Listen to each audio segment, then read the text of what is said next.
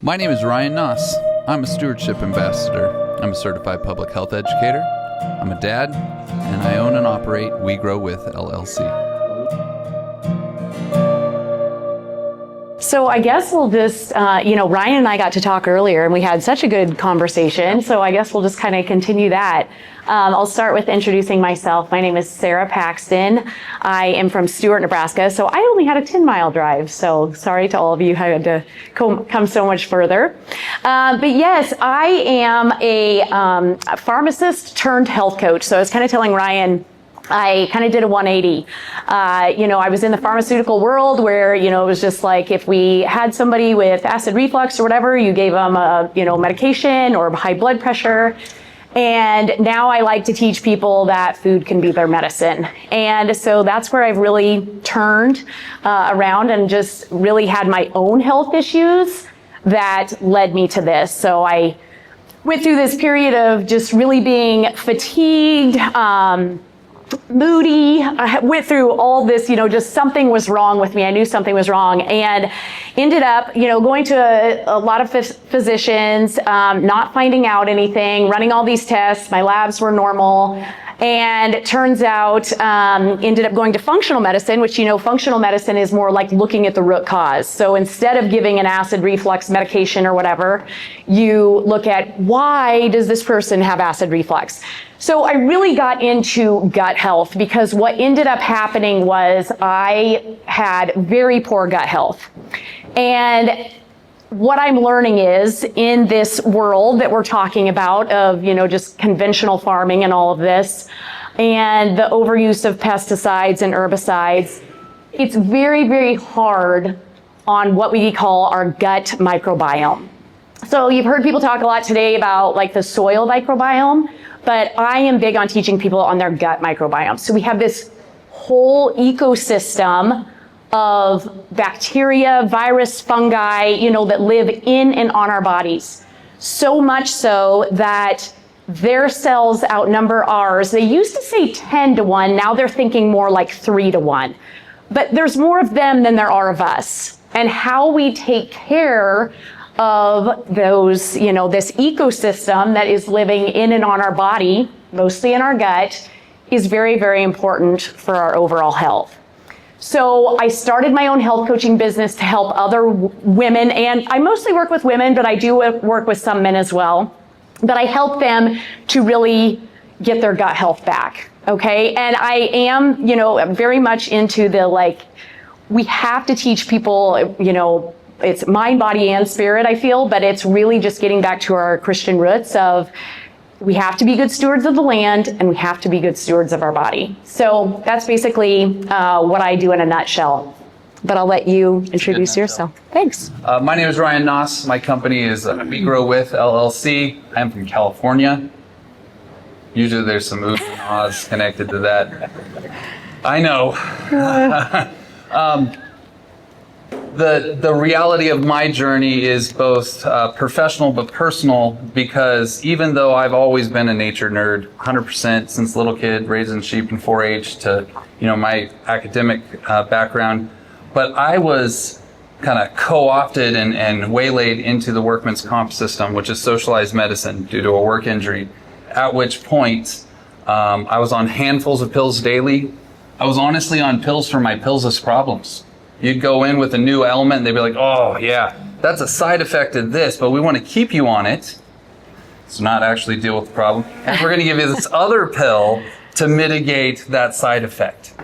And so pills for my pillsless problems, and none of it was connected to actual health. None of it was connected to healing. And so modern medicine does not equal healthcare.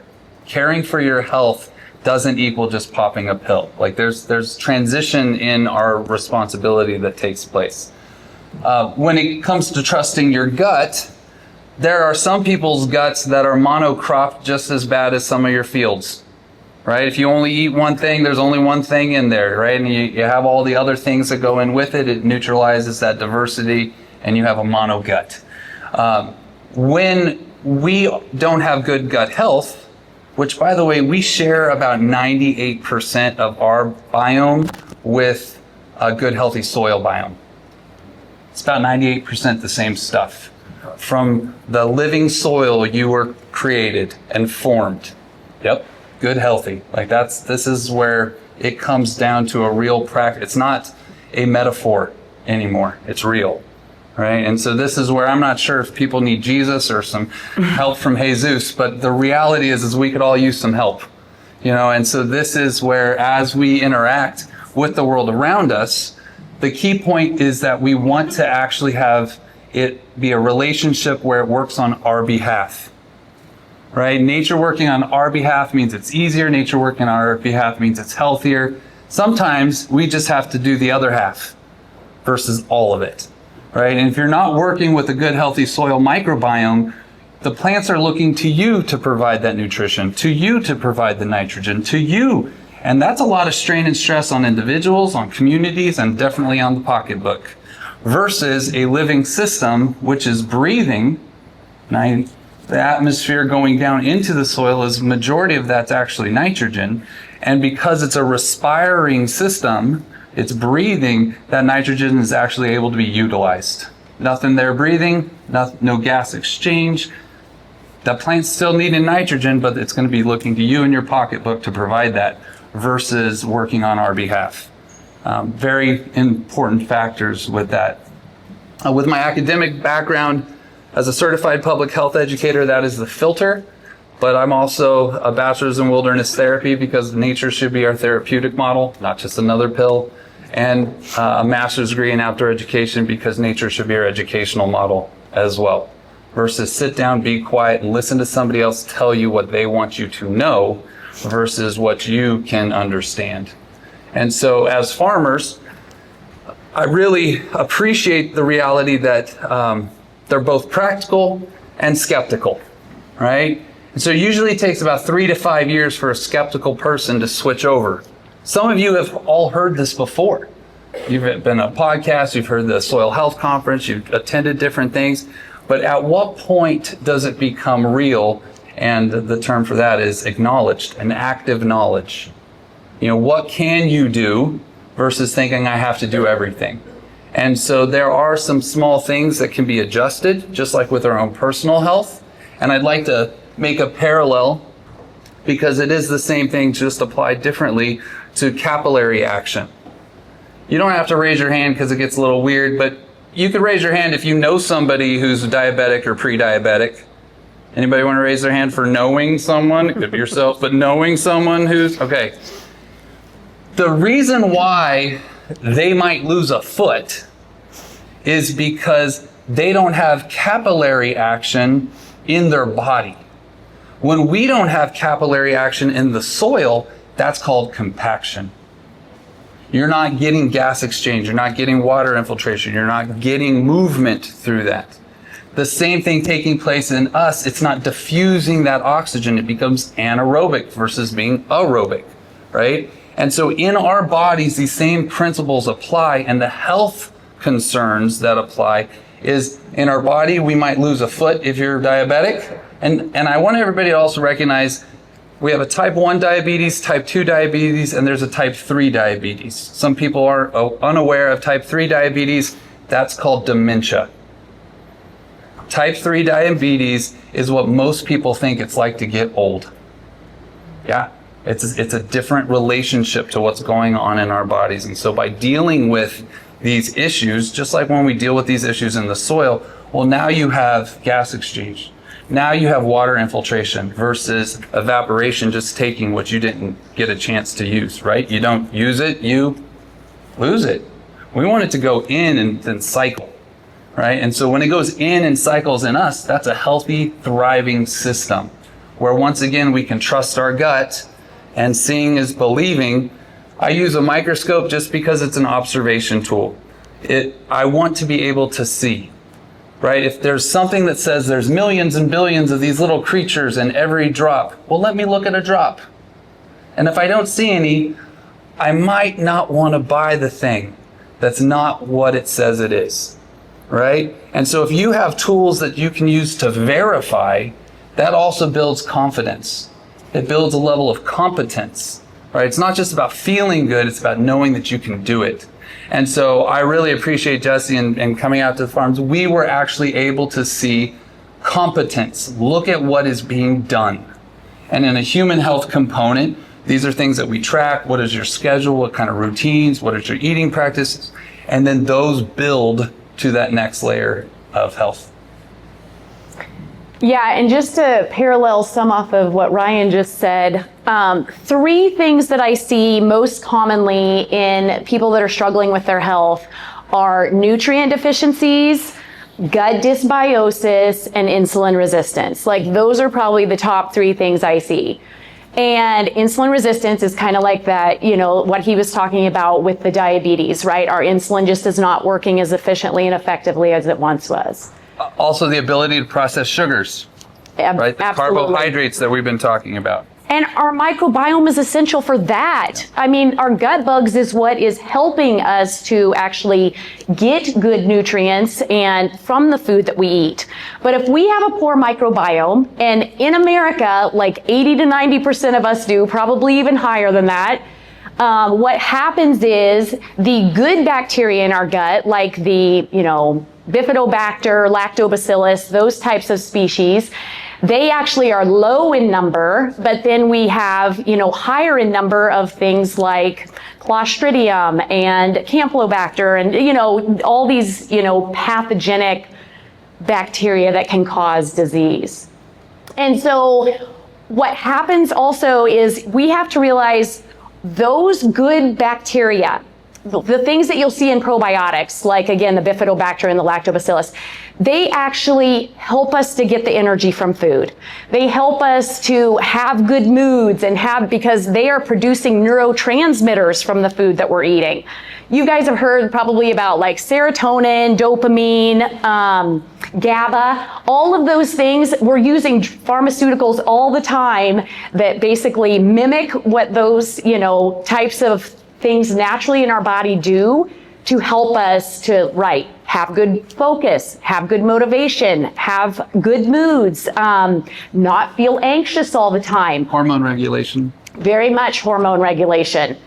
In fact, we have what's called the estrobolome, which helps us to metabolize estrogen. And a lot of women's problems, and we were talking about infertility earlier, is this estrogen dominance. We are so estrogen dominant, and it's causing a lot of these, you know, infertility issues and whatnot. So how we take care of our inner ecosystem is so important, because just for the reasons of the soil and whatnot, it's basically like how if we're gonna thrive or just survive through life. I mean, it really does come down to that.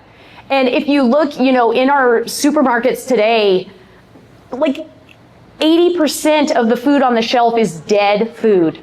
It just is. It's processed, you know, very chemical laden type of food. And we can't expect to feed our microbiome and these gut bugs what they need by feeding them that dead food. And not only that, but the produce in supermarkets is often, by the time we're eating it, you guys, the nutrients in that, you know, particular carrot or whatever it's minimal.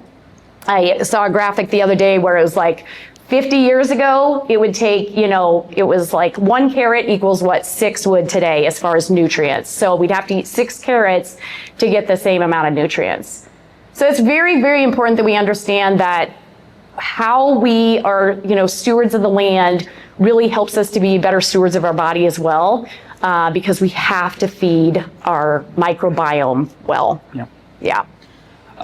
I have a few questions. Did anybody have a chance to eat one of these meat sticks, or some of the people won bags of them? So this is a client that I've been working with for years, and one of the key factors of that is restoring healthy fungal communities to their soil.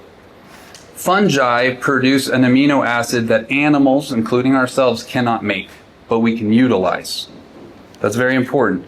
We can't make it, but if we have it, it's all about cell health and mitochondrial function and ATP production. This is the energy that we need in health and healing, right? And so we were able to actually track through the management practices and the products being utilized, ergothionine specifically, which is the amino acid, transferring and transporting through that ecosystem into the meat itself.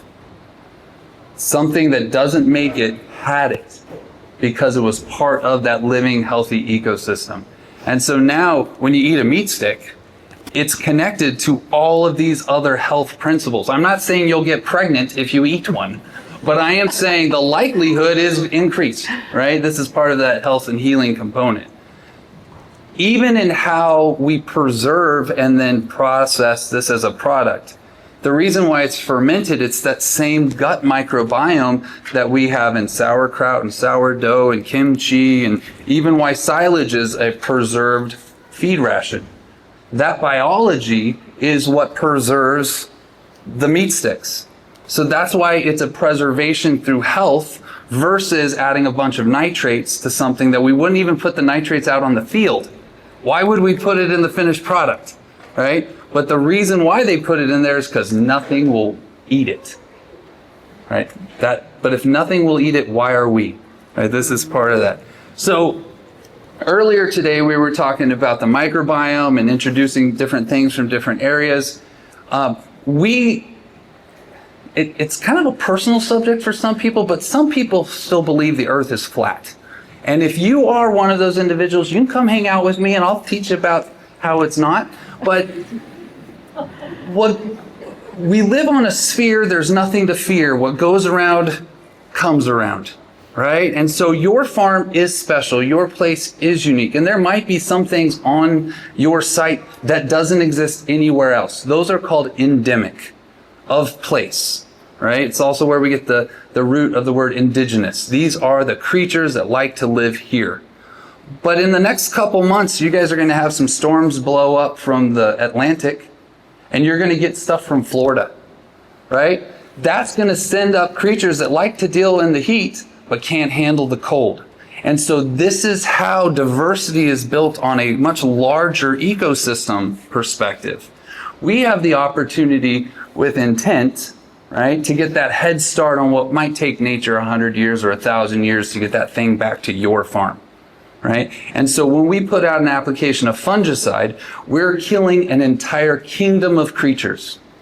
It's not just that one pathogenic one. It's the whole consortium. And depending on the mode of action, it directly affects us and our ability to process amino acids and other things. When we're looking at mineral nutrition, each element, and this is now connected to the periodic table, in reality, all of us need to interact periodically with what's on that table. Not every day, but there needs to be that little bit of zinc so that when you do need an immune response, it's there to trigger it. So in our vehicles, whether car or truck, we have tiny little elements, little pieces of metal that we call fuses, right? If you're driving down the road and I pull the fuse for your air conditioner, you are not able to deal with heat stress. If we put it back in, you now don't even think about it and the air conditioner kicks back on and you can handle heat stress. When our plants can't handle heat stress, it's because they're missing the mineral that is responsible for that cofactor, that enzyme cofactor that's so important. With products like glyphosate and other chelating herbicides, they pull those essential elements out of the system, which is why the food can maybe even still grow, but it doesn't have that nutrition inside of it. And so when we think of mineral nutrition, some of these are on the smallest of particles, parts per million, parts per billion. You know, that's one of us for a billion people. You see what I mean? It's very small when it comes to numbers. But if you don't have that fuse in your system, the radio won't work, and now it's not as much fun, right? The air conditioner is not working. It's not as much fun. You know, it's a little harder.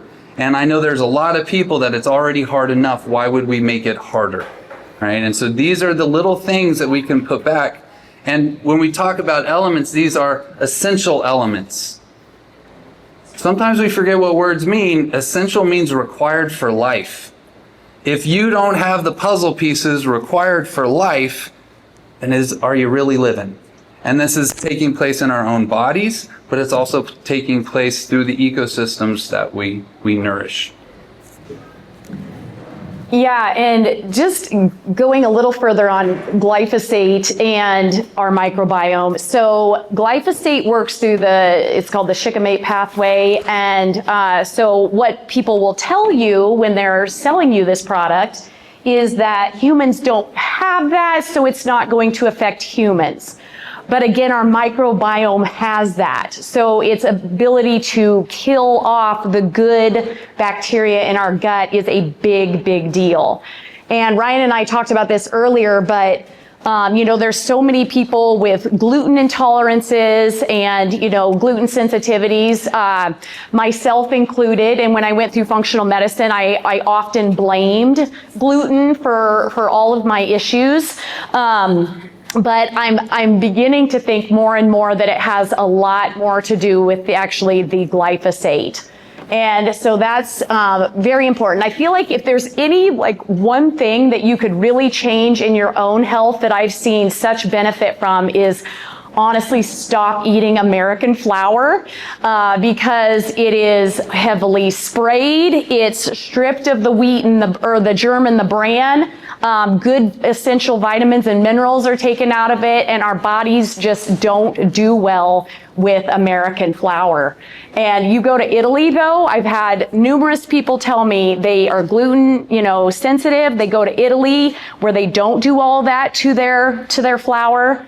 They do absolutely fine. They tolerate all of the pastries, the breads, everything.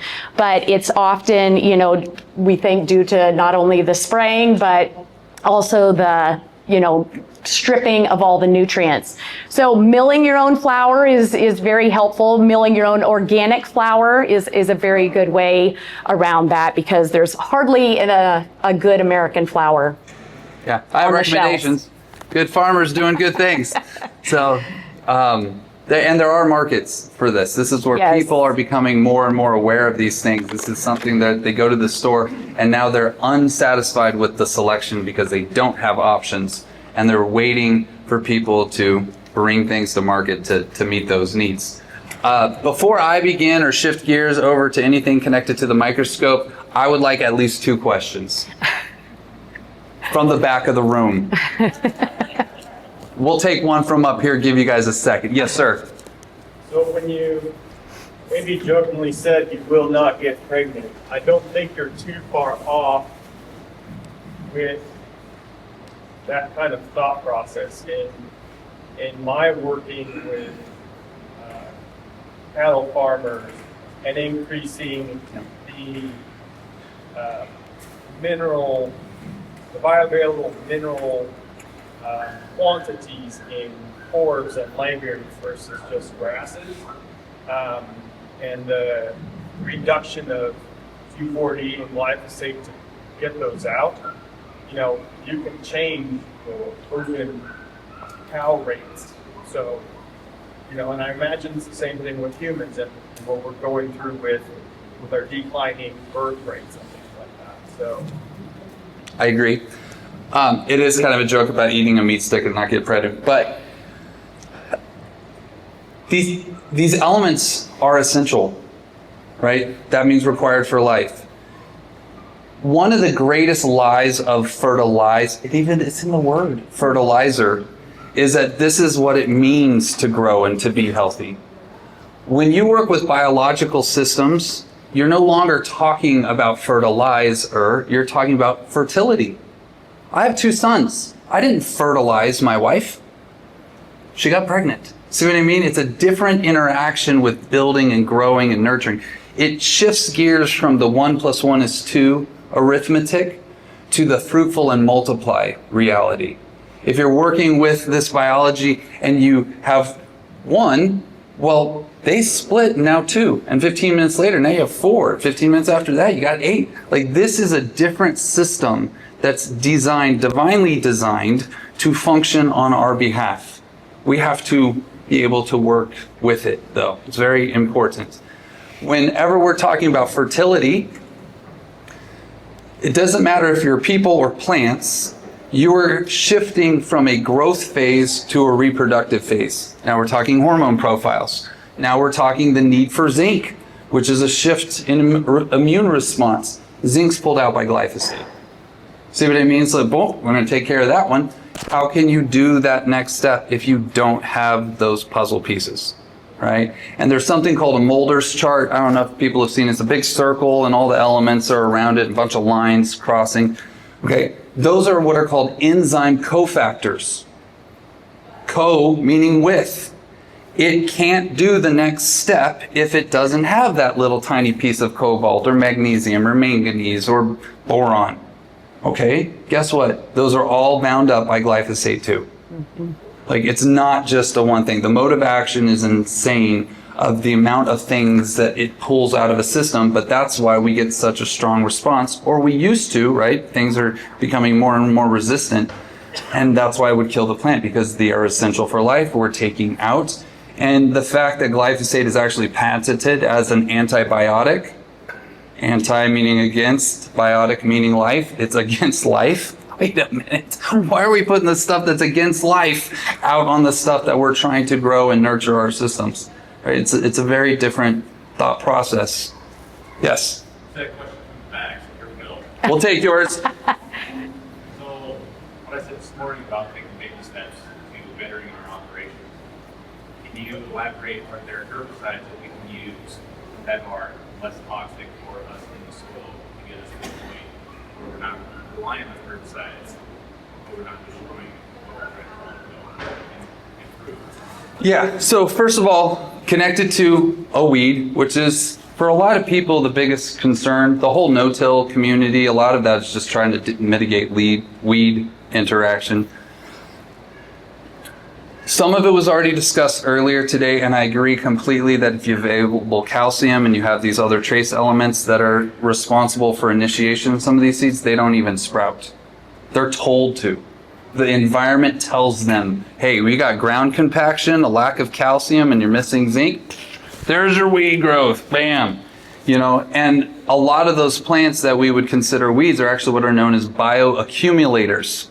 They're pulling those things that are missing into that environment. They're just not anticipating someone spraying it in a chemical. See what I mean? On a plant level, that growth then cycles to next season. It's part of a healing process. Now, in production, we're trying to make harvest easier, not have any contaminations when we go to this, you know, to bring your crop into the scales, right? We're looking for these other reasons. Sometimes it's about moving your cutter head or using a stripper head. Now you don't have to worry about that because you're not actually in that weedy mess in the same way. Like, there are things you can do and not use herbicides at all that still will allow you to mitigate the weed issue. Connected to that as well is you can use vinegars and acids, which actually then buffer out in the alkaline of the soil. So you fry that weed, but you didn't actually add a toxin that has legacy in that system. It's very important because you killed the weed, but now you added all these other variables that you're having to overcome versus just terminating that plant. I have no problem with termination. It has to be determined why you're doing it though, right? So you can terminate, no problem, but why? And if you know why you're doing it, then you also have to be accountable for the mode of action. And so say you're using, I think, I'm not promoting it, but this is where I think 2,4-D only pulls out a few elements versus the whole gamut of elements. You see what I mean? So you're now minimizing all the things you've pulled out by trying to use a different mode of action. That's one option for people, is to look at the mode of action, and then you have to recognize that if I'm pulling out iron and I'm pulling out these other things, well, then I'm also going to have to be responsible and put those back, right? Because now your cash crop is going to need iron. But I just took all the iron out of my system. See what I mean? So you got to make sure that it be a supplement. And we don't use this term often in agriculture, but it's the true meaning of it. It's an amendment. To amend, to fix, to put back what's missing. We're amending that. And the biblical perspective is real, and I've had conversations with many of you, but to amend starts with amen. Right? And then you decide which side you're on. Right? And that's how you get amend. Right? This is part of us connecting. Bugs and jugs, snake oil, that stuff's real. That's why I utilize tools to verify. There's a lot of people selling products that look just like this. Ooh, look at that brown water. This is coffee. You see what I mean? If you don't look or know the difference, right, then you're going to purchase something that you think is exactly what you're needing, but it doesn't do what you want it to do, right? And so verifying or working with companies that do verify and validate and have no problem sharing with what they're doing because they're trying to educate people. Just want to point out, Green Cover has some booklets over here. It's some of the best educational material out there. Like if you're like, hey, I don't want to buy the book Rion has and I want a lot of or similar information, it's going to be in their educational material.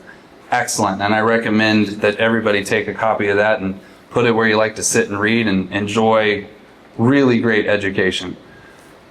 When we're working through our own system, some of these baby steps are adding what's missing back, right? So that's easy enough to do. But some of it's also taking the opportunities that if I know I'm planting a seed, I'm going to put a seed coat on it that restores those beneficial organisms. Really focusing on those fungal communities, which are so important. So I'm going to set up a slide. We're just going to take a look at some of the compost that Jesse has from out there at the farm. When you look at what most people would just call dirt, right? Dead dirt versus living soil. You'll see lots of teeny tiny rocks and some little bacteria floating around, but that's it. We don't even want to see little teeny tiny rocks sitting all by themselves because we want them to aggregate together, right? In this room, I'm using the language correctly, in this room, we have aggregated together. This is an agora, right? An aggregate. When we think through scale, and we're talking about our soil profile, the tables would be like a mineral. And then the biology sits around and aggregates around those minerals, and they glue themselves to it, and then glue other ones next to it. This room, as an example, would have great pore space. The water infiltration, if this was the soil, would be amazing, right? It would flow down the path of least resistance down into that soil profile, taking in as much as possible, absorbing. Holy cow, did you guys see that? We even drank water. Where's that water? It's contained in this creature canteen. And then through biological processes of one thing eating something else, the excess is put out into the soil profile in a water-soluble, plant-available state. If you don't have any creatures there to eat the bacteria, it's trapped inside that biology versus being made available to the plant. But with the continuing research that's taking place, we even know about rhizophagy, where the plant itself will, through digestive enzymes and it's like peroxide. It's a superoxide that actually melts off the outer membrane of a bacteria, pulls the bacteria into the plant. The plant pulls the nutrition out and then kicks that bacteria out there and sends it back to work. But they're able to pull that nutrition, right? That's an extra step, though. If that food web is already taking place in that rhizosphere, then it's just available and they can uptake it much easier. So that difference between dead dirt and living soil is about the aggregation. It is about the community. When we talk about secondary metabolites, that's because it's gone through one metabolism. It's part of that interaction and the back and forth of one thing eating something else. And one misnomer in agriculture as a whole is that when we talk about soil organic matter, we miss the point that it's the soil organisms, which are organic, that matter. So for ourselves right now, how much water's in this room? Well, there's not a giant puddle, but we're about 70% water. And just like everyone, there's thousands of gallons of water in this room contained in creature canteens. It's us. But if 1% soil organic matter improves in your soil, you have an additional 20,000 plus gallons, depending on soil type, of water being contained in the creatures. That's where the soil organisms that matter. It's not just adding a wood chip down there. It's the fact that these creatures are being fruitful and multiplying, and then we reap what we sow. So I'm going to prep a slide. We'll be able to see it under a microscope. And during that time, we might actually even see the slide dry a little bit. That's called capillary action. Oh. What? Yes, it's about pressure gradients. And as it dries, that one little drip is pulling things in different direction and squishing material together. That's making an aggregate, right? Squishing it together. So here you go. I have yeah, go ahead. Is there any correlation between the lack of gut health and all these autoimmune conditions Oh, yes. that you see? Yes, so he asked if there's any correlation with the lack of good gut health and autoimmune diseases, and the answer is very much yes. 100%. So if you've heard of leaky gut, that's kind of a big term that's being used right now, but it's very real. And if you think of your gut as being like almost like a coffee filter, right? When you make your coffee, you want obviously the liquid to go through, but the grounds to stay. So what happens though is it's like there's these tears in that coffee filter. And so in our closed intestinal system, what's supposed to happen is the intestinal contents or sewage is supposed to stay in the intestines with the, it allows some nutrients through, but, and then the blood contents stay within the blood. But what happens in leaky gut, because there's only one cell thick between your intestinal contents and the blood, which is pretty crazy. But with things like glyphosate, and again, we used to always blame gluten on this, but it's kind of which one is causing it. This leaky gut causes these tears. So now you have full proteins or intestinal contents actually getting into your bloodstream. And that is causing your immune system to be like, what is going on here? What are all these things in the blood? And it becomes overstimulated. And with an overstimulation, it's causing inflammation and it's causing you to start to attack your own cells, which is not normal. There's nothing natural about, autoimmunity. But very quick story. So I just recently had some blood work done because I was having trouble sleeping, and I went to a functional medicine practitioner, and I actually had kind of really poor labs come back. And she knows me, and she said, oh my gosh, Sarah, I don't think I would change a thing about the way you eat. I mean, you teach people, how to eat for this, but I was showing Hashimoto's, which is an autoimmune thyroid condition. And so she was like, we need to do more testing on you. And so she had me do a urine toxin screen. And guess what? I mean, the timing of this is impeccable because this just came back a couple of weeks ago. I was super toxic in herbicides and pesticides. And those are the two things that she's like, what you need to do are basically only eat organic. And the other thing is you need to support your detox pathways. So she's like, you really got to work on, focusing on your liver and taking some certain supplements for that. But how interesting, right? That it was the toxicity of the herbicides and pesticides that they're basically saying this. And they think it's completely, reversible if I do those things. Question?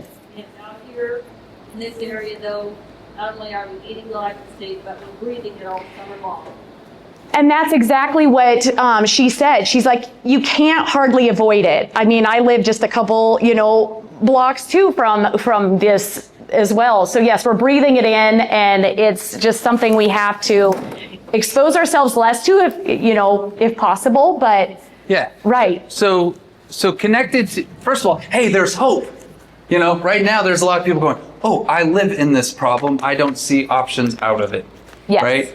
So one is to reestablish our system so it can flush and have an immune response, a healthy immune response to the toxic load that we're exposed to. The other factor is in how we produce, how we're growing, to also minimize exposure both to ourselves and to the land. If you have, I'm really going to push a button here. Are you ready?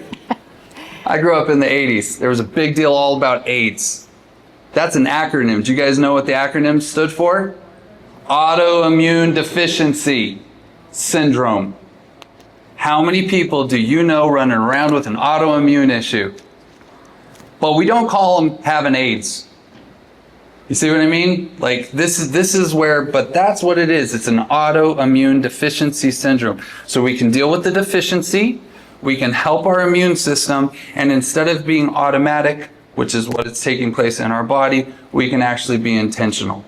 Like that is how you address these factors. If you currently have an autoimmune deficiency syndrome or an autoimmune issue and you have leaky gut, the lactobacillus and other fermenters that are found in like kefir and kimchi and all the things that I already talked about, they're the first line of defense, truly.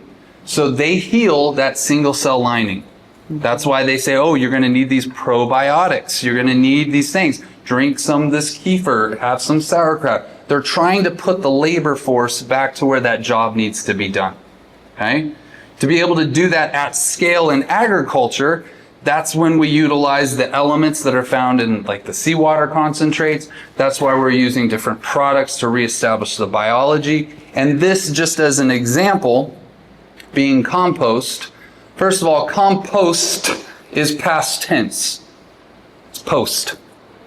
It's what we compose, right? And so what is this waste stream composed of, and how are we going to then take that and utilize it and are completing that process, compost?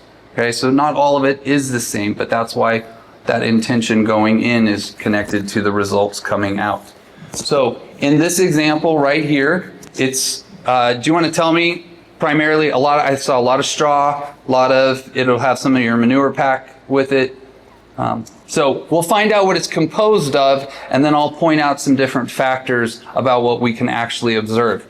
At this magnification right here, if your eyesight is still really good, this is what you can barely see with your eyeball, or maybe with a 40 power magnifying glass, a loupe. Okay, so this is that first magnification level. So, having met Blake last year, I'm thinking, I'm gonna get my own compost going. And then this is I don't know how. And Ryan just goes, water and just get it going. So this has been 4 or 5 months basically since we've been irrigating it. I've been watering it. The majority of what it is sweet corn, the entire plant from last year, pumpkin vines, a good amount of weeds because I didn't maintain those. And then I had a couple of cover crop buffer strips in between what was planted there. Along the way, I've added the poultry pack from chickens when I was brooding them, as well as the stock crop for last year, altering barn. I had it sitting in just one spot, so I just kept adding straw, knowing that I was going to throw up the compost pile. So I know that there is some life because when I flipped it one time, there was a rat that was about that big that ran out of it. So macroorganisms, yes. All right, so everybody pay attention up here. As we go from 40 to 100, things will start to get clearer, but that's because we're actually able to see more. You gotta be in focus though, so don't worry. Here we go. Okay? So when you see those kind of clear, sharp, jaggy, let's see if the little scan will come up. Let's see, you guys, the mouse is jumping around. You see right there in the middle of the screen, that little crystal structure? That's a mineral. We're looking at a scale where we're actually seeing minerals in crystal form. We still can't see bacteria, even at 100 magnification. There are some super large ones, but in general, no. Thank you for turning that off. We actually need to be at 400 magnification to be able to see that, okay? If we were looking at just a normal, quote-unquote, soil sample from a fully conventional heavy tillage field, it's just lots of little rocks, all by themselves, right? And we talk about sand, silt, clay. Those are just different particle sizes. Sand, silt, and clay. Big, medium, teeny tiny, right? Little, okay? Your plant only has a root and a root hair to access that whole system. That root and root hair is still way too large to directly access the material that's bound up in that silt and clay layer, okay? A fungal hyphae, which I will point out right here.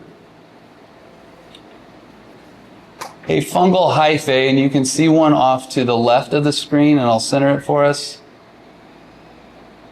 This is at 400 magnification. That brown line there towards the center. You guys see it? That has that brown coloration. This is why it's important. Are we all on the same page? I am talking about that. All right? That fungal hyphae is 10 to 100 times smaller than even a root hair. Wow. That's how it can get into that pore space and be able to access the nutrition and the water that is there, but normally our plants can't access it. When we talk about arid environments, which I would consider this an arid environment, that's totally different than a desert. A desert is desertion, devoid of life. The life left, we call that erosion, right? It's leaving by land, sea, or air. It's out of here, right? It's looking for a more hospitable place to grow. When we have the biology that's there, that fungal hyphae can not only access it, but then transport it back to the plants. Really great podcast with Keith Burns and Dr. Jones, Christine Jones, all about the fungal energy channel. Yep, this is how we even pass that energy back to those plants. When we have, oh, did you guys see that capillary action? That's cool, right? This here is a spore. When you have a label that says CFUs, that means a colony forming units. They're not talking about spores. They're talking about the bits and pieces, like that fungal hyphae that was just there. That would be considered a colony forming unit, but that doesn't actually equal the fact that it's alive. It's just a piece of a system. So it might not be able to bridge that gap. A spore is everything contained waiting for the opportunity of growth, right? The color, that brown color, is actually from the humics or carbons that are in the soil, because that fungal hyphae, which I'll go find it, that fungal hyphae, you could saw the color to it.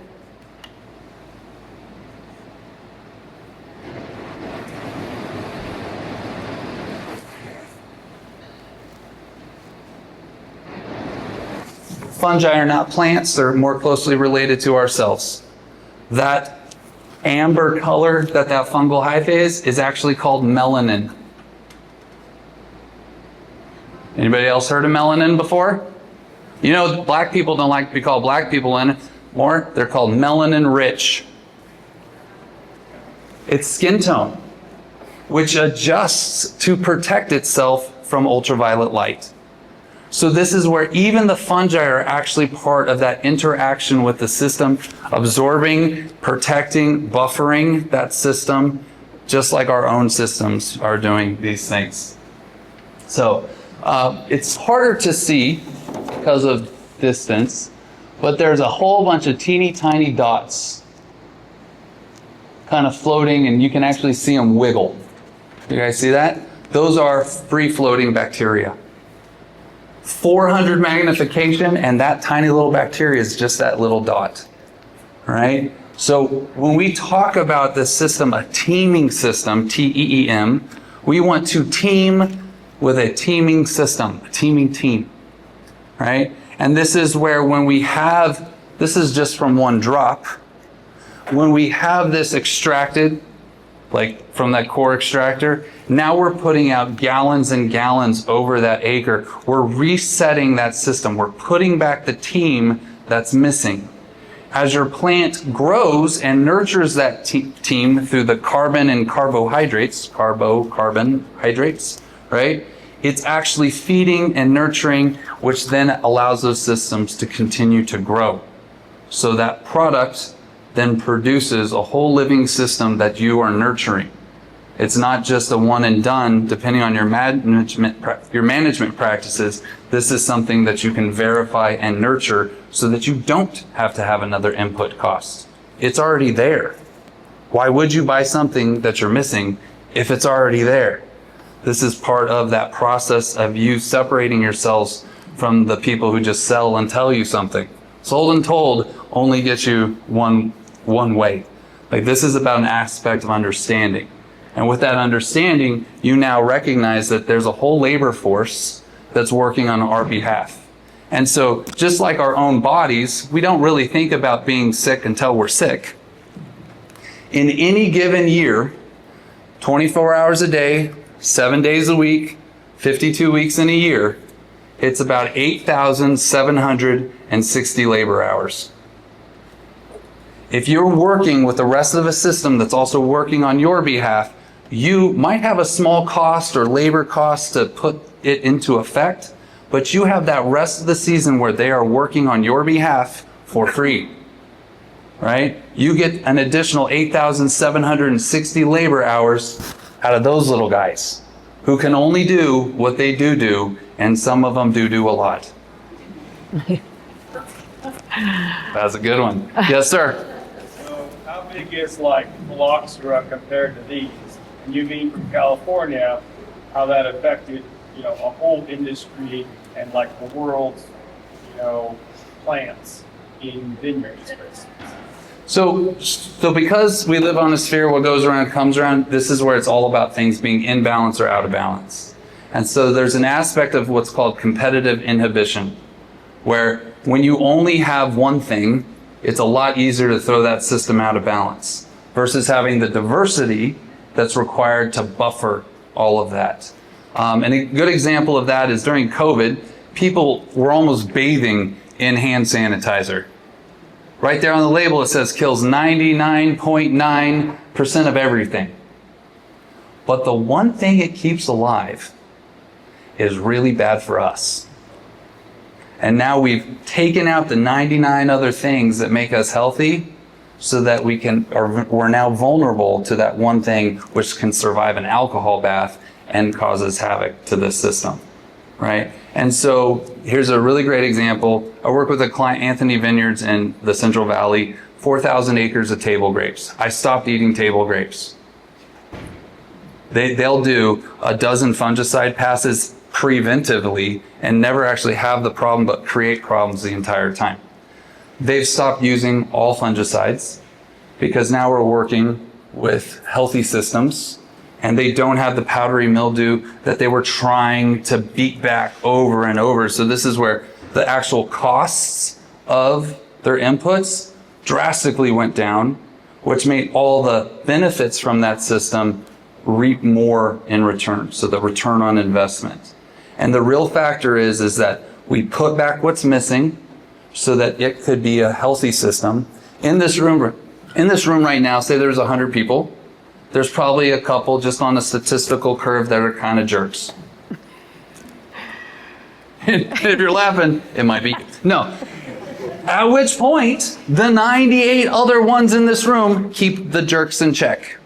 Right? Good guys, bad guys is how it's often described, but a lot of these things that we think are bad guys actually aren't. They fulfill a very specific role. And in my area, we have a lot of strawberry production out of the Santa Maria Valley, and they have a really hard time with something called macrophamina. It's the same biology that causes charcoal rot in soybeans, right? It's the same creature, but it's expressed in a different plant. In strawberries, they do it affects the strawberries because they intentionally drought stress the plant to switch that plant from a vegetative phase into reproductive phase. They make the plant think it's going to die and needs to have babies before it does. See what I mean? At which point they get a lot more berries out of it. But if they also have a zinc deficiency, which they do because they're using these chelating herbicides, you can lose the entire crop. Like it'll decimate it almost overnight. It's crazy. But that's because that is exactly the conditions required for macrophamina to get to work. We told it to get to work. You could potentially bring that here. Oh, on a concern level? Well, this is where if there's reputable products being tested right now, they test for pathogen load. So that's a key factor, right? This is where also if it's from your farm, it goes back onto your farm, there's less risk, but also what your compost is comprised of does affect. So if you have such a tremendous, if everything you put in there has powdery mildew, then you're going to have a higher, load of that in your compost. So this is where you put healthy things in, not just unhealthy things. But it's still the same principles of reestablishing the mineral requirements and the biological diversity necessary for you actually to have nutrient cycling. And so just to go back, there are concerns about bringing things in from different areas. You should always want the healthiest. But we do live on a sphere. It's true. You guys probably have heard a lot of strain and stress connected to wildland fires. You guys ever hear California's on fire, wind's fire season, all year long, right? The entire Central Valley, which is the center part of California, they're putting tremendous amount of fungicides out there. We all know about drift. Well, in that area, drift takes place into the foothills and onto the Sierra Nevadas, where we have a tremendous fuel load. That fuel load used to be consumed by saprophytic fungi. They eat the hard parts, the lignin and cellulose. But if we've sprayed everything with fungicide, and then fungicide blows up into the system through the natural cycles, now we have a fuel load that doesn't have the labor force that's been there for forever to consume the lignin and cellulose. At which point it's either burned up by metabolism or it's burned up by fire. Either way it burns. We get to choose how it's consumed. See what I mean? Like, this is part of that system and how we get to participate to make it healthier. Stewardship, from my perspective, is truly a leader who nurtures hope. Like, we have options. You know, oftentimes we're ill because we're ill-equipped. How about I get to give better tools? Well, now you're not ill-equipped anymore. Now you're not ill anymore. Like, this is part of that progression. If you're going to eat a meat stick, great. Eat one that's healthy for you versus eat one filled with all the things that nothing wants to eat, and yet we still put it in our bodies. Right? This is about those choices that we can make. So I'm going to look around a little bit more and find some cool stuff.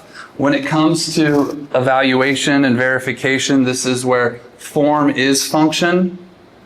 It's a really great, beautiful reality of the system is that from the tiniest level to a macro level, there's consistency. I call it a through line. Biblically, it's good, good, very good. Exactly. I appreciate that. If you guys didn't know that part, we have a different class. All right, so it's good, good, very good. What's after good? Great. Right? You ever good to great? How do we spell it? E-A-T. How do you spell grateful? You're full because you ate. A-T-E. That's why you're grateful. So it's good to great and great to grateful. And so it goes from eating to hating. Oh, wait, ate.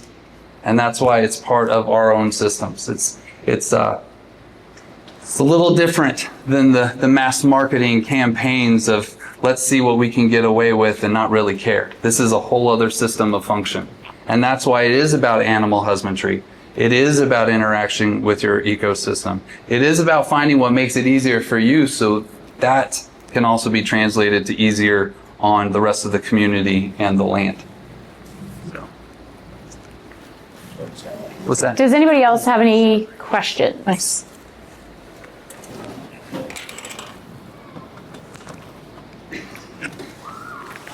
I guess I got one. Yeah. Where's a good place for us to start? Because it seemed like it can be overwhelming of just where. So Yeah. maybe you can answer that. Yeah. No, that's a very good question because what I teach at Team Nourish, we have 3 health coaches. We're getting a 4th soon. And we basically teach lifestyle, but through baby steps. It is like if you try to do everything at once, it gets overwhelming and you tend to want to quit. And so you just learn these baby steps. So one of the first things is I just tell people, just try to start incorporating more God-made foods. If you can eat more whole foods, shop the perimeter of the grocery store where it's, you know, the meat, the produce, those areas, keeping away from those middle aisles that are just complete junk. That is a very good place to start. And of course, anytime we can limit, you know, the sugar, again, American flour, I'm not a big fan of. So those are just some places that we start. But yeah, that alone can help your microbiome a lot. Any other questions while we're waiting? Yes? What are the top action steps for healing leaky gut? For healing leaky gut, that's a great question. So when we're doing it, it's kind of a 4-step program, but what we do first is we want to get rid of the bad bacteria that's causing the inflammation and that's overgrown. You know, Ryan was talking about, you know, just a lot of times people, the first thing is adding probiotics. I have a lot of women who will start probiotics and they feel worse or, you know, not any better, but that's because, you know, their body is not used to it. It's going to sometimes cause some bloating, some gas, and just not feeling well, even some die-off symptoms. But first we want to kill the bad, and then maybe replace with any nutrients that you're missing. So it's remove, replace, re-inoculate. Re-inoculate is the probiotic step. So it's like the 3rd step, and repair. So that's your things like bone broth, meat stock, you know, your collagen, those types of things that help build back that intestinal lining. Some people use amino acid called L-glutamine is very good at building back that gut wall lining. But yes, it's basically a 4-step process, and it takes about 3 months at least. But when you first start, you feel worse before you feel better. I mean, it's like 2 or 3 days of, you know, you're going to have some die-off symptoms and sometimes longer. Die-off symptoms. I feel like I'm going to die. No. Okay. So, Yes. so this here is actually 1 drop of sauerkraut. This is what we eat. See what I mean? This is a probiotic. Inside the sauerkraut are creatures called bacillus. Bacillus are the bar shaped. You see the lines? There's a dark one, there's a light one. They wiggle sometimes from the center point, right? These bacillus, if we did not have lactobacillus, have you guys ever heard of anybody who's lactose intolerant? They have other issues because of that. They're missing the biology that helps them to metabolize lactose, milk sugar. Because they don't have that in their system, they can't tolerate it, and they have bloating and indigestion, other issues. They're not needing a pill, they're needing the biology that does that job. Mm-hmm. So we can solve that too. You see what I mean? These single cell organisms are also what then heal and patch up the leaky gut, that single cell lining. These are called facultative anaerobes. They can live in an anaerobic environment, but they make it healthier, more aerobic, air breathing, what we need in that environment. So that's the facultative part. They're helping us out. Because of that, and without necessarily the detail of this knowledge, we've been using fermentation to preserve food forever. Mm-hmm. This is how we've been able to preserve and get through those hard times. Even without refrigeration, without electricity, we were able to still preserve and maintain it. Part of the reason is it converts into amino acid form. You're eating little tiny steaks, little tiny creatures, right? We're able to work with those amino acids, and that's what then builds our own proteins and muscle structure. We're able to work with that. So things like kefir, fermented milk, right? Sauerkraut. Sour has a sour smell, but that just means your nose is working. Doesn't necessarily mean it's bad, right? Post-COVID, I'd hear this a lot. Oh, it smells. Oh, a good thing your nose is working, right? People lost their sense of smell. They're no longer able to smell out the truth, and the nose knows for a reason, right? Even a little kid who does not have a connection to what it is can go, oh, I don't want that, right? This is part of our body being something we can start trusting and interacting with. So the bacillus, if we were looking at silage, it'd be the same creatures. If we were looking at sourdough, we'd probably have more yeast in that as well, but it's the same creatures. Like, this is the biology that fulfills this function. The form performs the function. Questions? I thought I saw one. I think there was another one. There might have been one. So maybe they just itched. I don't know. Yeah, maybe you answered it. Keep going. I like it. I'm going to be the jerk one more time. No, we got you in check. Like, I really appreciate Well, thank you. I appreciate you too. Really appreciate He's asked more questions today than everybody else combined. Good job. There are just things that we don't know. Yes. Anthrax is bacillus. Keep going. Yeah, it's the not. Botulism is a bacterium that is in preserved food. No. Actually, those are indicators of it not being preserved, right? So this is where it's out of balance and why pH is such an True. important factor because of that. That's just Yeah. the last time I'll be observed today. Okay, so one thing that took place is we had what's called germ theory. Remember, this was before we had understanding.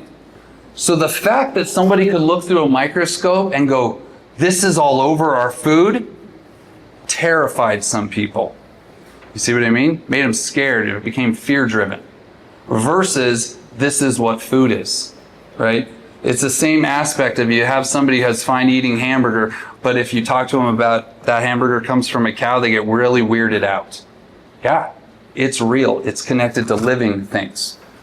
When we have been exposed to germ theory, it's all been about a process of reduction, right? And isolation. That's not how nature works. I did a compost test, and it was supposed to cost me like $14. It was like required to see if it had E. coli and stuff in it, right? At which point it came back over $400. I went, what the heck are you talking about? I'm not paying this. Why? He says, well, in most everybody's situation, it's a yes or no. We had to determine if the E. coli that was there was pathogenic.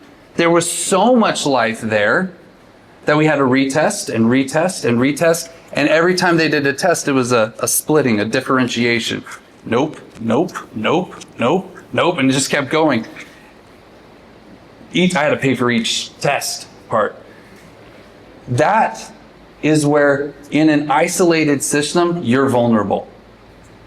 In a diverse, balanced, healthy system, you can actually have the thing that's negative be kept in check by everything else. It's very interesting on how people do testing, because if I wanted to, I could test this room right here and I probably could find everything. Mm-hmm. That doesn't mean you're suffering from that disease. It means it's part of being part of humans, right? What was it? There was a test that was done. It was what actually has the most stuff on it. And it was books. It wasn't doorknobs. It wasn't like the toilet seat. It wasn't all these things. But you go to a book and it's that carbon material that everybody's touching, nobody's washing, and you're going back and forth and back and forth. And how many hundreds of kids at a school have touched this one little book or wiped their nose and little booger eaters and all the things on it? The book was actually the most thing with the highest bacterial loads on it. Like crazy. Like we don't think of these things because don't touch that doorknob. That doorknob that's wiped down all the time, that's exposed to sunlight, that, has air moving around it. That doorknob's fine. It's the other things, right? And so this is that awareness. But germ theory set us back because it became fear-driven, right?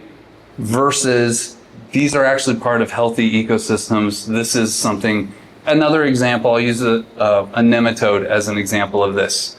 There's really only one parasitic nematode that is out there, and it's called a root knot feeder. It's a root feeder. It has a stylus right in the center. It's like a spear. It stabs into your root. It wiggles in. The plant makes a big callus around it, but that increases pressure. So the callus isn't able to get flow around it, so the roots knot up, right?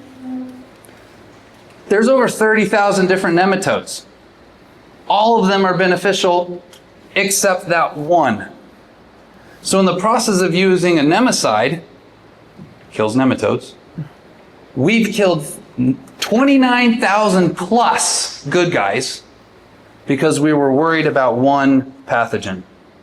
If we had 29,000 plus good guys, you don't have the pathogen. You see what I mean? Like this is part of that balancing within that system. I will say that the nose does know. And this is a factor of the difference between something that smells earthy, something that smells, sour. But you can also open something and go, this smells like putrefaction, like rotting, like our bodies are repulsed from that. Don't use that product. Mm-hmm. Right? There are other smells that, we might not be comfortable with, but hey, this is great for the soil. But there's some things that when you open it, like it's a visceral response of whoop, like your body's rejecting it in every way. That might not be something you directly pour. It might be something to incorporate into your compost and work it through a biological system. But there are things that even without knowing, we still are getting indicators of this. Is it something I should be using or utilizing, right? And so we want to stay away from rot. I think decomposition is actually an inappropriate terminology. It's a recomposing. It's being changed by the biology and structured into something else versus rot. Rot is bacterial breakdown. That goes anaerobic, and we don't want any part of that rot. Decomp is actually part of nutrient cycling, right? So it's very important to have a distinction, but this is a very powerful tool. It's the last line of defense before it becomes offensive, right? At my house, we have weird bottles and jars around. My kids know to smell before they taste. It's very important. Very, very important. But that teaches them also to engage their senses.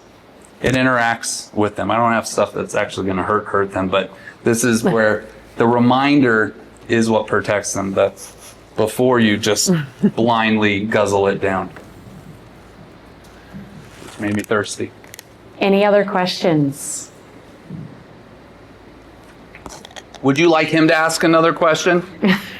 What's your name, Yes. sir? I don't mind. It's great. Jorge, good. You were talking about the nutrient density in foods today versus before, like 6 carrots today to get the same nutrients of one in the past. I think that's always a challenge when we say, hey, eat natural, eat God-created items, don't eat the processed stuff in the center of the grocery store. But yet, Right. you know, the stuff, even the God-created stuff is not as God created it, it's been degraded. Yeah. So in what areas do you do yourself more harm by eat meat, but it's feedlot meat or Yeah. not grass-fed, or eat vegetables, but they're high in chemical residue and stuff like that. Right. I think it's, honestly just doing the best you can with the resources that you have. Obviously, if you know, like going to farmers markets and buying locally from people that are raising their own food and it's not sitting on a store shelf for, weeks or in a truck or whatever, like that's a good place to start if you can is, find someone who gardens and get some of your, produce from them. But right, that it's just slowly transitioning. I feel like, yeah, we were, eating corn-fed beef for a long time. And then I was like, we finally started making the change. And so, but it wasn't all at once. I think it's just, finding those little ways. Of course, if you can buy organic, that is going to be better, but even then there's been some stories lately of them testing these so-called organic produce and finding different herbicides and pesticides in them. So you just have to I think just start with buying local and with trusted people and maybe even growing your own veggies. Yes.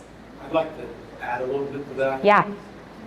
We also kind of need to take that responsibility into our own hands Yeah. and be the people who produce that stuff. Yes. I mean, if you don't have it in your area, be that person. Because not only is it an opportunity for you to expand your business, but you're also helping your community in the same, and yourself. Absolutely. Just being here today gives a person a lot of hope for that. Just seeing this and seeing what Jesse is providing in our area, I think is a great example of him taking a problem that he saw and making it into more of a solution that all of us can benefit from. So, yeah, agree. Any other questions? Did you have more slides? Oh, yeah. I keep looking. Honestly, the stuff becomes mesmerizing, especially if as you start to learn, you start to see more. So if we're talking about Here. humics versus fulvics, we're still talking about the same material. One's water soluble, one's acid soluble. Okay? Same stuff, but science likes to pull stuff apart. Okay? When we have a good, healthy humic structure, that's called humus. And if you've ever heard anybody talking about like sequestered carbon is defined as mineral associated organic matter. Okay? Minerals bound and paired with organic matter. That's what makes it stuck, sequestered. See what I mean? It's not just about pumping carbon into the soil. It's about having it be a living system that is put together. The darker brown you can see in the bottom right corner, that's humic acid. The lighter yellows in the top, that's fulvic acid. At this form and at this scale, we're talking crystal structures. We're also talking about things with electrical charges, right? This is 400 times closer. Like it's a whole other zooming in on the world that we live in. Okay? Not everybody needs to know this, but this is how these systems function. It took a lot of people a long time to nerd out even more than me to find out this information. It's now become applicable to ourselves. These tools are just what we use to verify, right? Because if somebody brought me this versus that, I could tell the difference. At this scale, I can't. This is what molasses looks like in water. See what I mean? This is what some people's compost looks like, but this isn't made or comprised of the same life, right? And so having the right tools allows you to verify. When we have the appropriate nutrition, it's not just for us. We share this with 98% of the other biology. When we talk about cell health, most people are just ethnocentric, thinking about us. All cells, even a single-celled organism, still has those same issues, those same permeabilities. The part of the reason why glyphosate is so effective at what it does, its mode of action, is the glyphosate, the phosphorus. Phosphorus is a key factor in the actual cell membrane. What makes the cell a cell? What holds it together? It can bypass that and get inside. That's why it's so negative.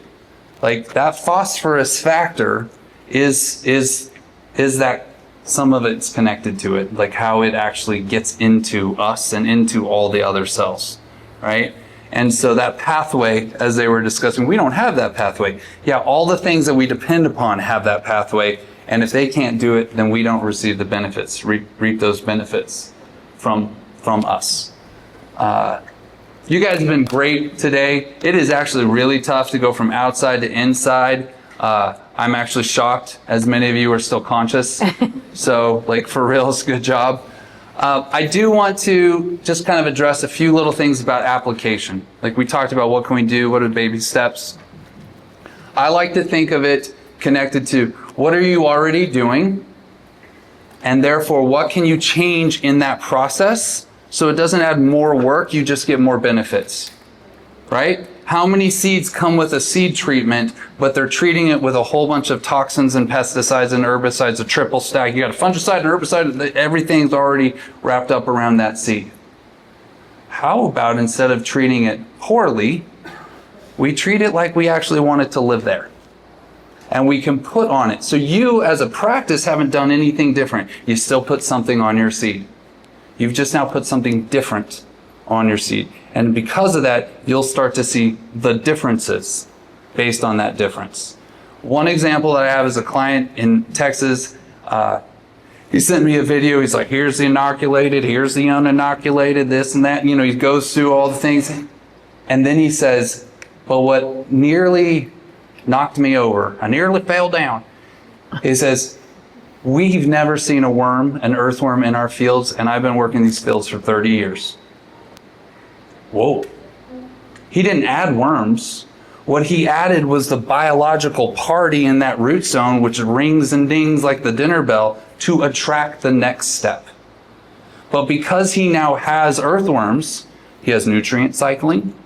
Because he has earthworms, the slime that's on the side of them is super high in calcium. They're moving up and moving calcium around in the soil profile. There's been research done that healthy worm populations can actually move material from below up high, as above, so below, right? It comes up by the ton over acreage. That's 6 tons potentially of stuff that you didn't have to spread out and apply that they bring up and cycle for you. He never had any of those ecosystem functions functioning. He now does, right? Every single one of those worm passages is the path of least resistance for root growth. Your plants can grow a lot better when they can grow, right? Versus hit walls the entire time and struggle. Like that's the path of least resistance for air and water to infiltrate and percolate through. So he now has a whole teaming team that is working on his behalf, and they've never had that before. Wow. Talk about making it easier, right? Huge benefits. So if you're already doing something, we might just shift gears a tiny little bit so that what you're doing, you can reap a lot of other rewards from it. And sometimes also, there's a lot of people selling products. They're like, oh, you need to do this to be preventative. Well, I don't have a problem yet. Why would I do a bunch of stuff for a problem I don't have, and in return have a lot of extra problems I didn't want? So think about that in, the sales pitch that some people come up, oh no, you're sure going to have this year. Yeah, maybe that's because we keep doing a whole bunch of things which lead us down that path versus another path. Some of you guys picked up grow gauges. I want to just address that super quick. I get phone calls and pictures all the time of things that I have no idea what people want me to even look at. Like, hey, look, just dirt. I'm not even sure. So the grow gauge is something I've developed that you can write on it with a pencil, you can track information, and then you use your phone to take a picture. And so now you have measurements on both an X and a Y axis. You can track information. So when you send a picture to someone you have a question of, you can actually send along a tremendous amount of information to be able to determine that. Because depending on what magnification level we're at, or depending on what we're looking at in the field from a leaf to the ground or some root, whatever it might be, do you know that spider webs look very similar to fungal hyphae? They're just at a different scale, right? And so this is where having that knowledge of measurement allows you to get a lot more information from the people you're asking that information for. I also have a video online. It's like half an hour of like a dozen different things and how to use it, which is really great tool. And then when you do send pictures, you can send a lot more information with them. So, Jesse, questions? We can do some more stuff, or we can, all right, excellent. Thank you so much for the questions, appreciate it. All of the interaction, it really is a human, animal, land, it's just about health. We still separate it into different parts of health, but it's called health. So.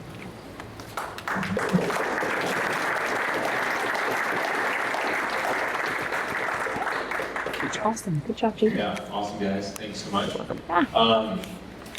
Anything different? Anybody, what's something you learned today that you're excited about? Anybody?